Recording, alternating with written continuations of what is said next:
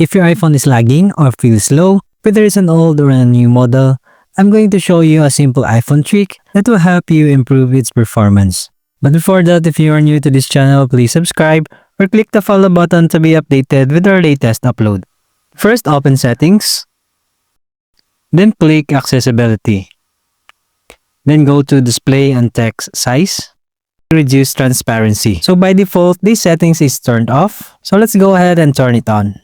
Now, let me explain why this helps. With the Apple's iOS 26 Liquid Style design, the system uses transparency and blur effects, which requires extra processing power to run it smoothly. By turning on Reduce Transparency, those translucent effects are replaced with solid colors, improving contrast. And because of this, your iPhone uses less GPU and CPU power, which can reduce lag and improve overall performance. You'll notice smoother swiping while navigating and faster app opening while using your iPhone. So that's it. For more iPhone tips like this, don't forget to subscribe or click our other videos to keep on watching.